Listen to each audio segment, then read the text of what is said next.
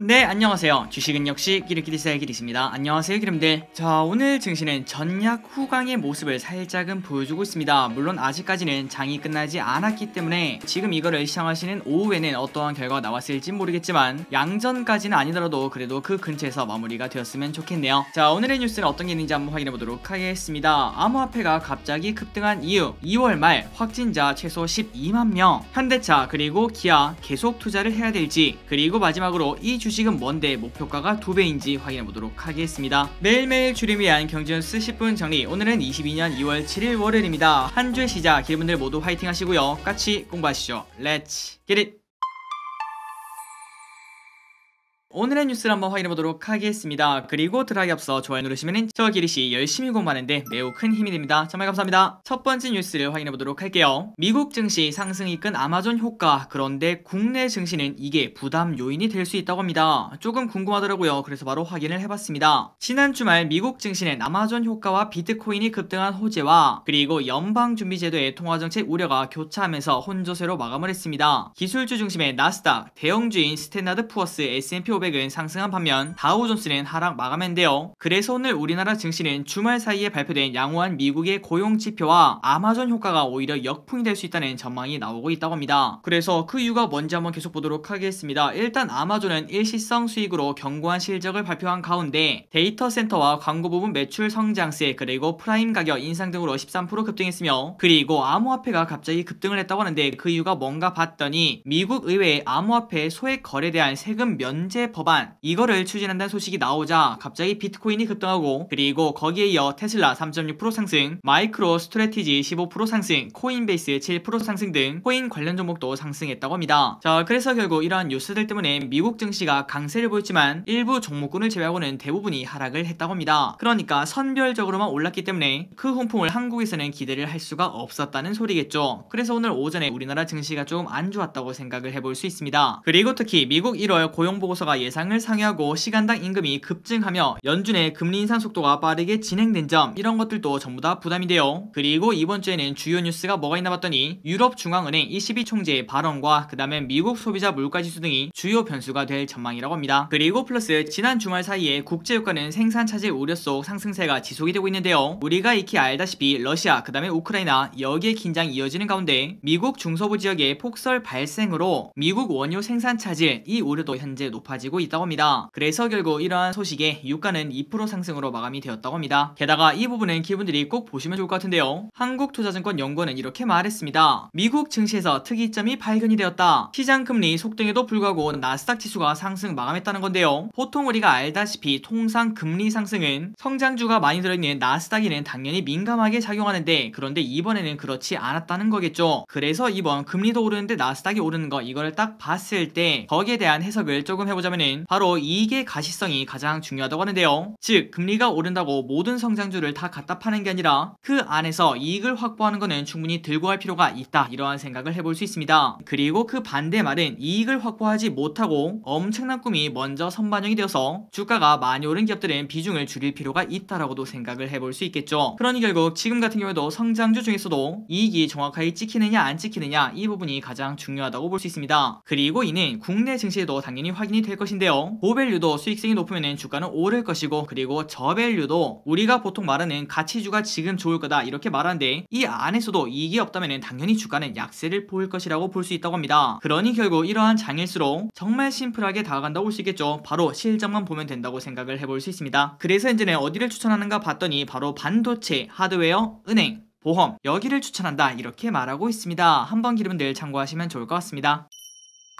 다음 뉴스입니다. 속보로 나왔죠. 질병청 이달 말 신규 확진 13만 명에서 17만 명 전망. 자, 진짜 말도 안 되는 숫자가 적혀있는 걸 확인할 수 있습니다. 제 눈을 의심했는데요. 코로나19 오미크론 변이 확산에 따라 이달 말쯤 국내 하루 신규 확진자 수가 적게는 13만 명 그리고 많게는 17만 명까지 나올 수 있다고 질병관리청이 전망을 했다고 합니다. 그러니까 그냥 보통 의사나 아니면 대학교에서 발표한 게 아니라 질병관리청에서 이렇게 전망을 했다는 거겠죠. 그러니 결국 이러한 뉴스를 보면은 거의 열흘 동안 100만 명 넘게 나온다는 소리고, 한 달이면은 400만, 많게는 500만, 그렇다면은 두 달이면은 1000만 명이 걸릴 수 있다는 소리겠죠. 정말 그 정도 상황이 된다면은 결국은 모두가 걸리고 나야 이 상황이 끝나지 않을까, 이러한 생각도 해볼 수 있을 것 같습니다. 자, 이럴 때는 저 기리씨 말씀드릴 게 딱 하나밖에 없네요. 기리분들 코로나 조심하시기 바랍니다. 자, 다음 뉴스입니다. 혹시 기리분들 개인 방송 좋아하시나요? 그 개인 방송에는 유튜브도 들어갈 수 있겠지만 아마도 적지 않은 기리분들이 아프리카TV 아니면은 트위치 이러한 방송 플랫폼을 이용을 하고 계실 거라고 생각을 해봅니다. 자, 그렇다면은 이번 기사에서 우리나라에서 트위치를 많이 선호하는지 아니면은 아프리카TV를 선호하는지 그 내용을 정말 간단하게 한번 보도록 하겠습니다. 그리고 참고로 방금 전에 말씀드렸던 아프리카TV 그 다음에 트위치 같은 경우에는 이 유튜브처럼 방송을 보는 플랫폼이라고 생각하시면 될 것 같습니다. 자, 인터넷 방송 플랫폼의 인기 BJ 스트리머들은 현재 젊은 세대 사이에서 최고의 대화 소재라고 합니다. 방송가에서 자취를 감췄던 연예인 A씨가 인터넷 방송을 시작했다는 이야기도, 유명 인터넷 방송인 B의 월 소득이 직장인 연봉보다 많더라, 이러한 이야기도 심심치 않게 들리고 있죠. 인터넷 방송은 PC와 스마트폰의 보급, 1인 가구의 증가 등 여러 요소가 맞물려 짧은 시간 동안 폭발적으로 성장했으며, 이 방송의 가장 큰 장점은 방송인과 그 다음에 시청자가 양방향으로 소통할 수 있다는 점, 그리고 기성방송 플랫폼보다 자유롭다는 점을 무기로 영상 산업에서 영향력을 점점 키워가고 있습니다. 그리고 이런 추세에서 인터넷 방송을 전문적으로 시작하려는 이들도 매년 증가하고 있으며, 저 길이 또 딱 코로나 터지고 2020년 8월인가요 9월인가요 그때쯤에 시작을 했었죠. 진짜 그때는 유튜브에 대해서 아무것도 몰랐는데 지금 생각해보면 야, 어떻게 시작했나 이러한 생각이 들기도 합니다. 어쨌든 계속 보자면은 초보 방송인을 대상으로 장비를 렌탈하거나 코칭, 카운슬링을 해주는 업체도, 유망주를 발굴하고 관리하는 소속사도 부쩍 늘어나고 있다고 합니다. 그러니 결국 인터넷 방송이 이때까지는 그냥 음지였다고 생각을 해볼 수 있겠지만, 그런데 이제는 하나의 산업군이 되어서 독자적인 생태계를 이루고 있다고 볼 수 있겠죠. 그리고 아마도 기분들도 어느덧 TV 보는 시간보다 유튜브 아니면 개인 방송을 보는 시간이 더 많아진 걸 어느 순간 느끼셨으리라 생각이 됩니다. 자, 그래서 TDI의 분석 플랫폼 데이터 드래곤을 활용해 사용자가 많은 인터넷 방송 앱 트위치 그 다음에 아프리카TV 이 두 가지를 딱 봤을 때 지난해 하반기 6개월간 각 앱의 설치 기기수 증가압률을 살펴보니까 트위치는 지속적으로 증가세를 보인 반면 아프리카TV의 설치 기기수는 감소를 하고 있었습니다. 결국 국내 인터넷 방송의 굴지의 1위였던 아프리카TV에서 사용자가 지속적으로 이탈했으며 아마도 그 사용자는 트위치에 1위 자리를 내주게 되었다고 하는데요. 정확한 데이터를 보자면 MAU 월간 활성 사용자 수입니다. 이 수 역시 상반되는 양상을 보이고 있다고 하는데요. 트위치의 MAU는 5에서 16%로 증가세를 유지하고 있지만, 그러나 아프리카TV의 MAU는 시간이 갈수록 감소폭이 커지는 걸 우리가 볼 수 있었다고 합니다. 그러니까 이것만 딱 봤을 때는 야, 이거 아프리카TV가 조금 지는 해구나 이러한 생각을 해볼 수 있겠죠. 그리고 플러스 저기를 쓴 그 이유는 바로 여기 있다고 생각합니다. 다음으로 트위치랑 아프리카TV의 이용자를 분석해봤는데요. 사용자 성별은 두 앱 모두 8:2 정도의 비율로 남성 이용자가 많은 양상을 보였는데, 이용자 연령대의 경우 트위치는 20대가 56% 그리고 10대가 32%로 압도적인 걸 확인할 수 있습니다. 그러니까 젊고 어린 사람들이 많다는 걸 볼 수 있죠. 그러나 그 반면 아프리카TV는 20대가 42%로 1등인 건 맞지만 10대가 아니라 30대와 40대가 각각 23%, 20% 수준으로 사용자 나이가 계속 높아지는 걸 확인할 수 있습니다. 물론 그 이유는 트위치라는 방송 플랫폼이 게임 방송에 특화된 플랫폼이니까 젊은 사람들이 많이 사용한다 이렇게 볼 수 있겠지만, 하지만 그럼에도 불구하고 결국 모든 거를 봤을 때 고착화되고 그 다음에 사용 연령이 많아지고 그런 상황이 펼쳐지면은 결국은 쇠퇴의 길로 접어드는 걸 우리가 많이 봤다고 생각을 해봅니다. 아마도 그렇게 잘 나가던 싸이월드가 페이스북이나 인스타그램 여기에 의해서 밀린 이유도 위와 같은 흐름 때문이다 이러한 생각도 충분히 해볼 수 있겠죠. 물론 그렇다고 지금 이제 아프리카TV가 망합니다 이렇게 말하는 건 아니겠지만, 최근 나오는 데이터를 봤을 때는 아프리카가 조금은 성장세가 둔화될 수 있겠다 이 정도의 생각은 충분히 가능하다고 생각합니다. 그리고 그래서 그런지 최근 들어 주가가 많이 빠졌더라고요. 최고가 24만 9천원을 11월 12일에 찍었는데 그때부터 지금까지 딱 3개월 정도가 지나는 시점 어느덧 주가는 15만 2,500원, 반토막까지는 아니더라도 그래도 마이너스 40%이 정도나 하락한 걸 우리가 확인할 수 있죠. 그래서 결국은 아프리카TV가 다시 한 번 더 쭉쭉 올라가려면은 이용자 수가 절대 줄어들면 안 될 것 같은데, 우리가 만약에 아프리카TV에 관심 있다면은 MAU 월간 사용자 수가 계속 늘어나는지, 그리고 아프리카TV가 이용자를 잡기 위해서 어떠한 노력을 하는지 그런 것들을 관심 있게 봐야 된다고 생각을 해볼 수 있습니다.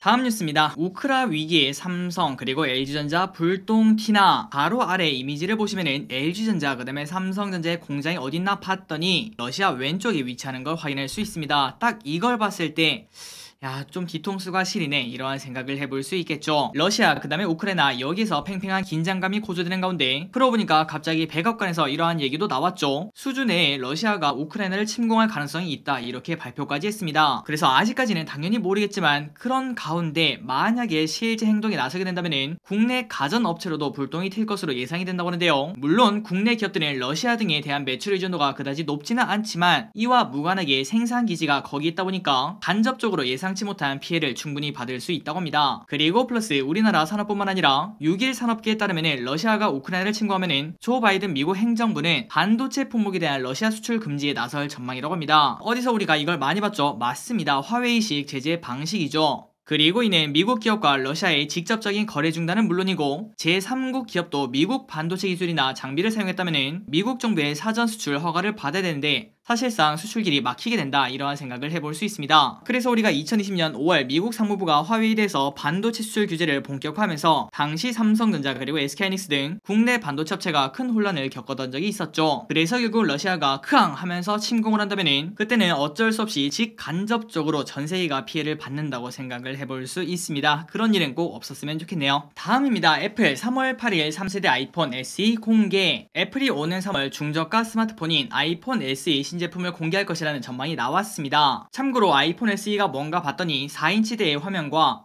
홈 버튼으로 초기 아이폰의 감성을 살린 스마트폰이라고 한데요. 애플은 지난 2016년 첫 번째 출시하고 그 다음에 2020년에는 2세대 그리고 올해 2022년에는 3세대가 출시할 가능성이 있다고 합니다. 그리고 아이폰 SE는 프리미엄 정책을 고수하고 있는 애플이 보유한 유일한 중저가 모델이라고 하는데요. 지난 2020년 출시된 2세대 아이폰 SE 같은 경우에는 국내 출시가는 55만원으로 중저가 모델이라고 합니다. 최근 나오는 스마트폰이 거의 200만원에 육박하니까 이 정도면 당연히 싸다고 생각을 해볼 수 있겠죠. 그나저나 애플이 2년 만에 아이폰 SE 신모델을 출시한 이유가 뭔가 봤더니 바로 5G 시장을 공략하기 위한 의도로 현재 보인다고 합니다. 다음입니다. 비트코인 아까 보다시피 호재가 하나 있었죠. 5천만원대 회복 후 횡보 거래를 지속하고 있다고 합니다. 자, 국내 가상자산 시장에서 비트코인이 5천만원에서 거래가 되고 있습니다. 얼마 전까지만 하더라도 미국의 긴축 예고에 4천만원 초반까지 떨어졌던 거 기억하고 계실 겁니다. 하지만 그때부터 영차영차하며 여기까지 올라오고 있다고 합니다. 그래서 차트를 한번 보자면은 지속적으로 떨어지는 칼날에 떠볼 수 있는데 그런데 이제 살짝은 반등을 하는 그런 모습을 보여주고 있죠. 과연 앞으로 지속적으로 상승을 해낼 수 있을지 그리고 그 전망은 나스닥의 흐름에 조금 달려있지 않을까 이러한 생각도 해봅니다. 다음 뉴스입니다. 한 달 거래액이 무려 7조원 NFT 대체불가 매력이 뭐길래 이 기사를 보니까 꽤나 내용이 재밌더라고요. 빠르게 내용을 보도록 하겠습니다.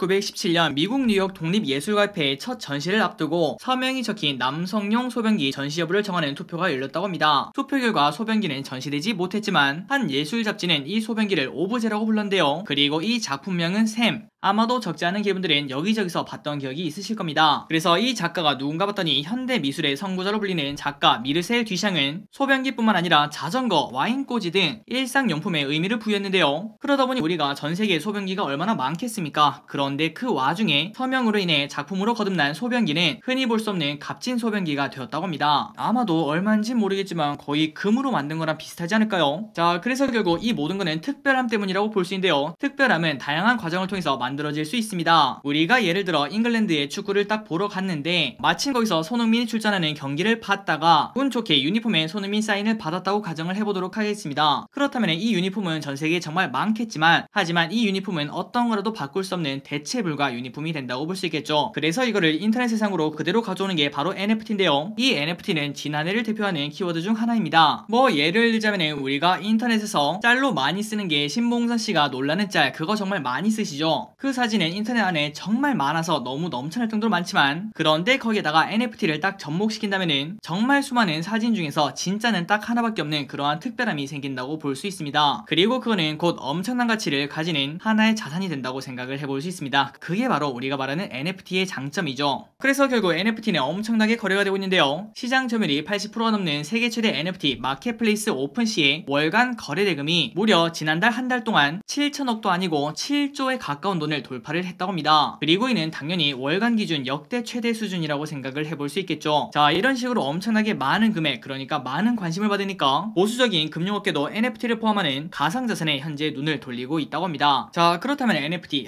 무조건 장밋빛이네, 당연히 해야겠다, 이러한 생각을 해볼 수 있겠지만 물론 NFT가 장밋빛 미래를 보장하는 건 아닙니다. 일단 NFT 특성상 탈중앙화를 지향하지만, 그런데 방금 전에 봤다시피 대다수 NFT가 시간 그 다음에 수수료 때문에 실제로는 오픈시와 같은 마켓플레이스 중심으로 거래가 되고 있습니다. 그런데 만약에 회사가 문을 닫거나 아니면 서버에 문제가 생긴다면 실제로 그게 존재하는 게 아니기 때문에 가상자산의 안정성이 위협을 받을 수 있다는 소리가 되겠죠. 그리고 플러스 이제 시작하다 보니까 저작권도 예민한 문제고요. 마지막으로 현재 단계에서는 블록체인 기술이 상당한 양의 전기를 요하는 만큼 그 과정에서 탄소 배출 그 다음에 전력 소비 때문에 환경 비용도 논란이라고 합니다. 그리고 그 예 중에 가장 유명한 거는 최근 하이브가 가상자산 거래소 업비트의 운영사인 두나무와 협력해 NFT 사업 진출을 발표를 했는데 BTS의 팬덤 아미는 반대 입장을 표현했습니다. 그리고 그때 당시 저기리스는 그걸 딱 보고 근데 BTS가 돈 벌면 좋은 거 아닌가 이러한 생각을 했는데 그 반대의 이유가 뭔가 봤더니 기후위기 대응을 촉구하는 방탄소년단 이러한 기존 행보가 있었는데 방금 전에 말씀드렸다시피 상당한 환경 비용이 나오기 때문에 기존 행보랑 상충된다 이러한 지적이 있었다는 거겠죠. 그러다 보니 지금은 걸음마 단계인 NFT가 아직까지는 해결해야 될 문제가 산적해 있다고 생각을 해볼 수 있습니다. 하지만 저기리스의 정말 짧은 생각으로는 어차피 결국은 갈수록 성장하지 않을까, 처음에 비트코인 나왔을 때도 전부 다 이런 반응 아니었을까 이러한 생각을 해봅니다.